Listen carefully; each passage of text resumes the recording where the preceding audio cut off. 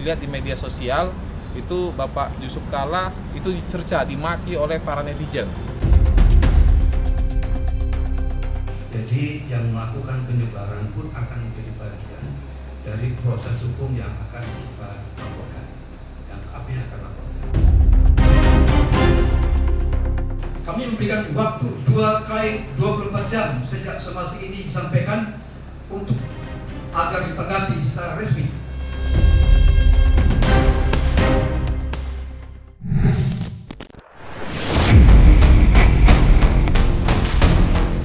Mantan Wakil Presiden ke-10 dan ke-13 Yusuf Kalla, belakangan ini namanya tengah ramai menjadi perbincangan. Tidak hanya soal laporannya terhadap Rismon Sianipar, tetapi juga ceramahnya mengenai konflik di Poso belum lama ini yang mengundang keresahan. Terkait ceramah Yusuf Kalla, Dewan Pimpinan Pusat Gerakan Angkatan Muda Kristen Indonesia DPP GAMKI bersama lembaga Kristen dan organisasi kemasyarakatan lain kemarin melaporkannya ke Polda Metro Jaya. Pelaporan tersebut terkait pernyataan mati syahid yang disampaikan Yusuf Kalla dalam ceramahnya di Masjid Universitas Gadjah Mada Ugma yang kemudian viral di media sosial. Terkait laporan tersebut, kemarin DPP GAMKI mendatangi Polda Metro Jaya untuk memberikan klarifikasi atas laporannya. Lantas, seperti apa perkembangan laporan terhadap Yusuf Kalla atas dugaan penistaan agama?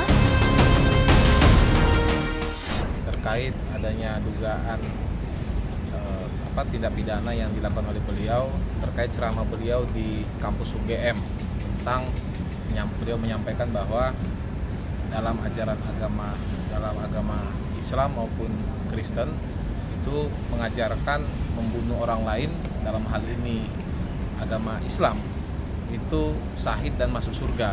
Nah, ini tidak sesuai dengan ajaran agama Kristen, dan bagi kami ini menyakiti hati umat Kristen dan juga bisa menimbulkan kegaduhan tengah masyarakat. Jangan sampai kemudian orang lain, misalnya saudara-saudara kita umat muslim atau umat agama lainnya itu mengira ada doktrin ajaran agama Kristen yang mengajarkan tentang kekerasan.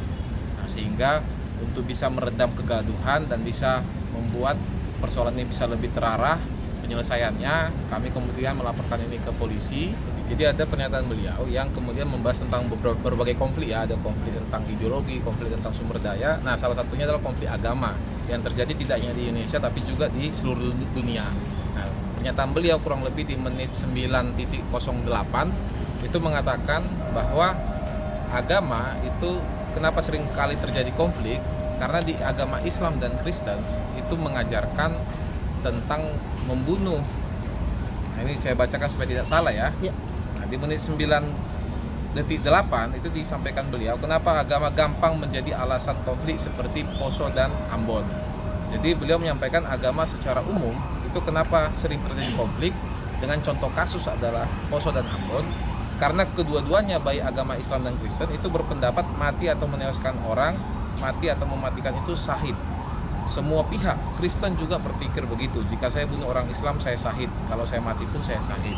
Nah, ini yang kemudian kami anggap sangat berbahaya jika ini menyebar, karena bisa menimbulkan kecurigaan dari saudara-saudara kita umat agama lain bahwa ternyata ada ajaran agama Kristen yang mengajarkan membunuh agama lain itu masuk surga, padahal tidak ada sama sekali pernyataan itu. Bahkan kami lihat di media sosial itu Bapak Yusuf Kalla itu dicerca, dimaki oleh para netizen. Padahal beliau adalah salah satu pemimpin bangsa kita, mantan wakil presiden. Nah, sehingga agar ini tidak menjadi gaduh dan liar, makanya kami kemudian melapor ke kepolisian agar ini bisa didudukkan secara hukum. Kenapa kami berani untuk melapor ke kepolisian? Karena menurut kami sebagai warga negara yang hak yang sama ya di mata hukum, tidak ada warga negara kelas 2, warga negara kelas 3, tidak ada kemudian yang bisa dikatakan sebagai warga minoritas atau warga mayoritas, semua itu adalah sama di mata hukum. Kita adalah warga negara yang sama, sehingga apapun persoalannya ya kami berharap kemudian hukum tidak tumpul kepada orang yang lebih lemah, kemudian tidak tumpul kepada orang yang lebih kuat dan tajam kepada yang lebih lemah, tapi bagaimana kemudian bisa adil seadil-adilnya. Nah, ini yang kami harapkan. Nah, sehingga ke depan tidak lagi terulang ada orang-orang yang dengan mudah menafsirkan atau menyampaikan sesuatu hal yang tidak dipahami, yang kemudian bisa menimbulkan kegaduhan di tengah masyarakat. Pernyataan Yusuf Kala yang dianggap melukai umat Kristiani menuai banyak kecaman dari berbagai kalangan. Dengan cepat kegaduhan di media sosial meluas. Menanggapi pernyataan Yusuf Kala yang diduga telah menista agama, kemarin Aliansi Advokat Lintas Agama membuat pernyataan bersama dengan melayangkan somasi terbuka untuk Yusuf Kala. Dalam somasi terbuka tersebut, Aliansi Advokat Lintas Agama memberi ultimatum 2 kali 23 jam agar Yusuf Kala memberikan klarifikasi atas pernyataannya yang dianggap menyesatkan. Juru bicara Aliansi Advokat Lintas Agama, Ade Darmawan, memberi peringatan keras pada sosok yang kerap disapa JK itu untuk tidak mengabaikan tuntutan somasi yang dilayangkannya agar tidak berbuntut laporan polisi. Beredarnya isu dan atau diksi narasi yang sangat mengganggu terhadap suasana kebatinan saudara-saudara kita yang juga menjadi pertanyaan serta desakan dari beberapa daerah. Kebetulan kami memiliki wadah advokat sehingga ada beberapa pertanyaan serta desakan penitipan agar ini segera dianulir sebagai penegak hukum, tentunya dalam konteks menghindari konflik horizontal yang terjadi baik secara profesi di dalam pembelaan di luar maupun di dalam pengadilan, sehingga hal-hal demikian mungkin menjadi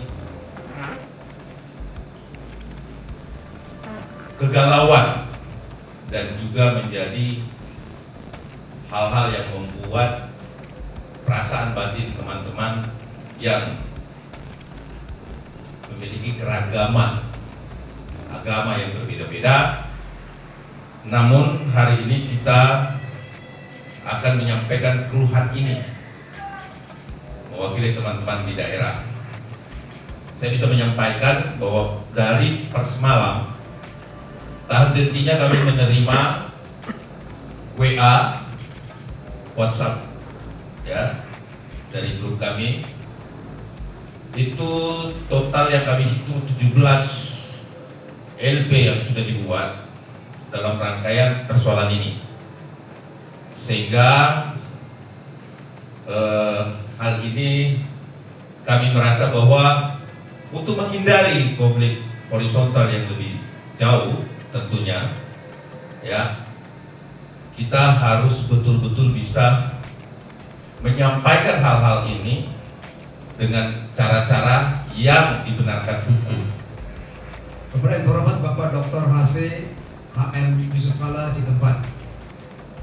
Yang hormat, kami yang tergabung dalam Aliansi Advokasi Lintas Agama Indonesia dengan ini menyampaikan somasi terbuka kepada Bapak Yusuf Kala atau Bapak JK sehubungan dengan pernyataan yang beredar di ruang publik yang telah menimbulkan penafsiran di tengah masyarakat bahwa terdapat ajaran dalam agama Kristen yang dikaitkan dengan pembenaran tindakan kekerasan terhadap umat Islam.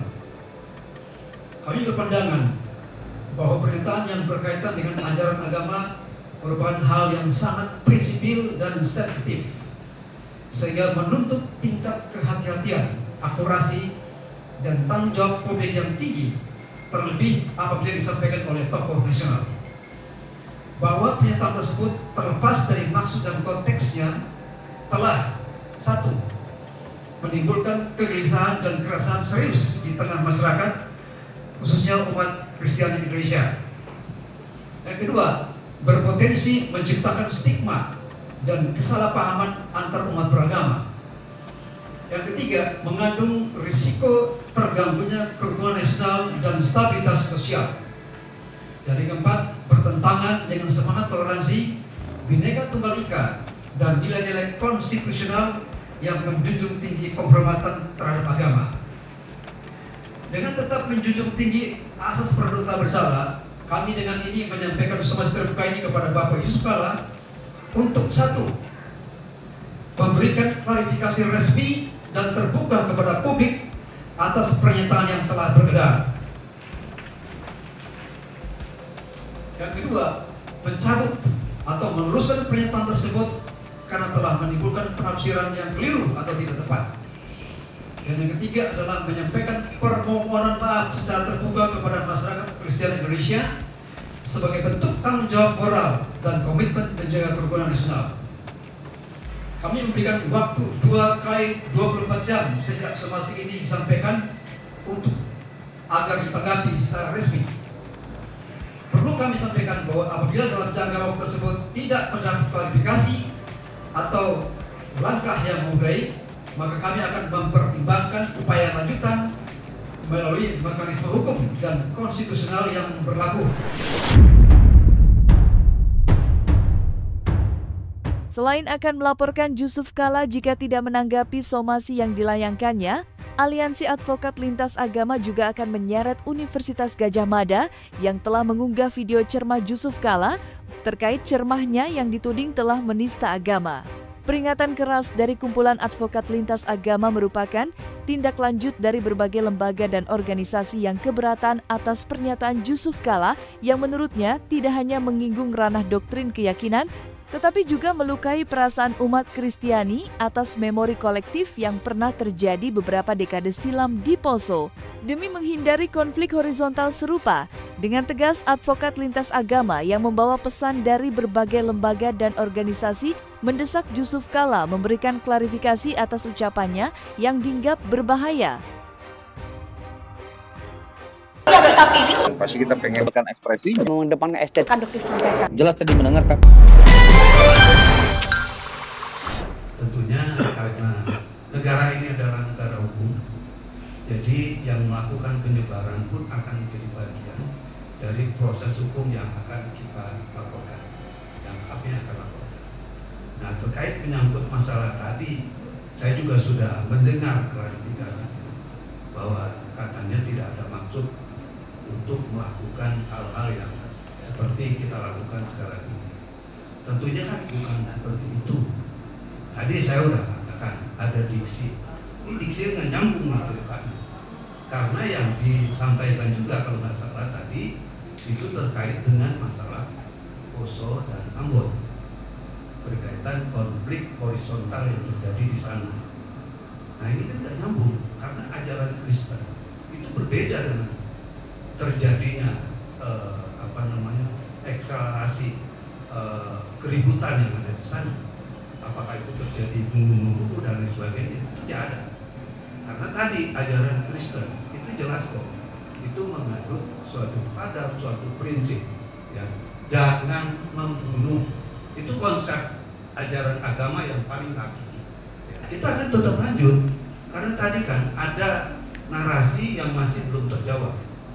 Secara hukum, ya, itu belum masuk pada substansi dari apa yang kita ajukan somasi ini tadi. Kan diksinya adalah umat Kristen pun boleh kalau dalam keadaan perang itu membunuh, gitu kan? Itu kan masalah.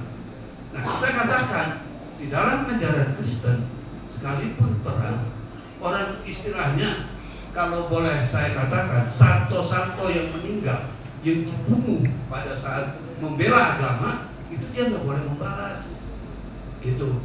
Jadi ajaran Kristen setelah Yesus Kristus atau Nabi Isa ini menyebarkan ajaran agamanya, diksi membunuh itu tidak boleh. Itu. Nah ini yang kita meluruskan, di mana letak daripada kata mati syahid boleh membunuh dalam ajaran Kristen, itu yang kita mau klarifikasi. Itu belum dijawab. Jadi diksi yang mengatakan bahwa terjadi keadaan-keadaan yang bersifat horizontal, kerusuhan di sana, itu bukan jawaban bagi saya.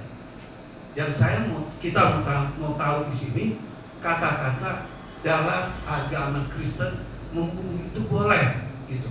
Itu diksinya. Tadi saya sudah katakan, dua wilayah tadi yang sedang berseteru pada waktu itu, konfliknya bukan masalah agama, tapi itu masalah kesukuan. Nah sekarang yang perlu dijawab, yang tentunya juga ini harus jelas buat umat Kristen, di mana kata-kata boleh membunuh itu, ya, ini yang perlu dijawab. Karena tadi jawaban kan masih, ya saya katakan itu membela diri lah.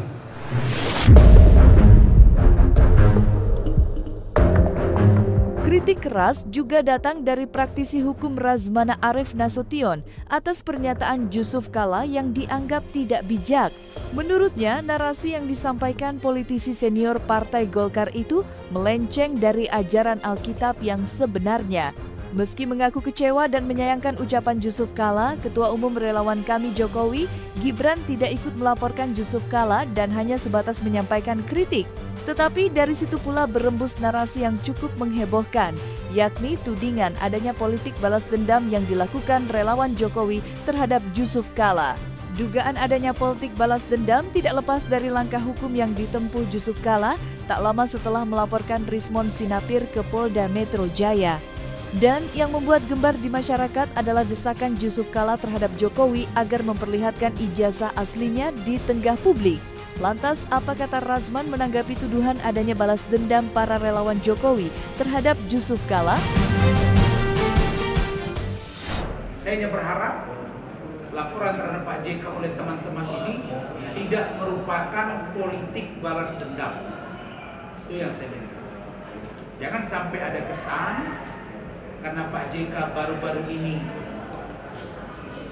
bersuara dalam tanda kutip meminta Pak Jokowi menunjukkan ijazahnya tanpa proses peradilan agar kasus ini bisa selesai. Saya berharap jangan sampai ada persepsi ke sana. Saya berharap jangan sampai ada pikiran orang, oh ini orang-orang yang melaporkan Pak JK adalah orang-orang pendukung Pak Jokowi dan pembenci Pak JK. Nggak ada gitu. Buktinya saya sebagai Ketua Umum Kami Jokowi Gibran dan ini para pengurus, ini saudara ini sekarang bidang media juga di Kami Jokowi Gibran. Sander juga sudah kasih tahu kemarin, masuk kita beragam agama juga. Kita tidak ikut dalam orang yang melaporkan itu. Bahwa di dalam kitab Injil itu ada istilah mati syahid. Setahu saya nggak ada. Karena dalam beberapa firman di Alkitab, justru saya melihat begini, kalau saya boleh menafsir. Hidup untuk Kristus, kematian adalah keberuntungan. Itu yang saya baca. Kemudian di situ bahwa dalam Injil diajarkan menjadi garam dan terang dunia. Jadi tidak ada di dalam Injil yang saya pahami ajakan untuk melakukan perlawanan. Lalu kemudian orang yang berada di medan tempur karena membela ajaran agamanya menjadi syahid. Dan kita lihat, saya hanya ingin mau katakan bahwa saya dengan Kami Jokowi Gibrannya tidak pada posisi ikut melaporkan, tapi kami menyesalkan. Kalau kalian minta pendapat, itulah pendapat kami bahwa memang Pak JK agak kepleset. Tentang motivasi Pak JK atau apapun saya kurang tahu. Ada yang bilang itu udah lama sebetulnya videonya, tapi baru saja di-post, saya nggak tahu kalau itu. Tapi yang pasti menurut saya Pak JK agak kepleset. Sekarang orang kaitkan tuh bahwa tahun 67 atau tahun 70-an Pak JK pernah diwawancarai oleh Andi F. Noya. Pada waktu itu beliau adalah Ketua HMI Cabang Makassar. Pak JK mengaku membakar hampir 11 gereja. Sekarang orang kaitkan, jangan-jangan Pak JK ini radikal gitu loh. Nah kan jadi jauh nih cerita ini. Padahal itu adalah tahun 70-an. Saya pun baru lahir tahun 71, bos. Nah jadi ini semua menjadi terkait. Padahal Pak JK seorang nasionalisme sejati. Tapi itulah barangkali dunia digital hari ini di mana jejak digitalnya nggak bisa hilang. Ya, yang sekarang lebih giat lagi di bidang sosial kemanusiaan, tingkatkan lagi Pak. Kalau bisa yang begini-begini ini, nah urusan Pak Jokowi ijazahnya biar urusan kami. Nah urusan Pilpres, Bapak 2029 nanti dukung lagi paslon yang lain, mereka datang ke rumah Bapak, kemudian minta pendapat dan arahan dari Bapak, misalnya boleh-boleh saja. Tunggu 2029.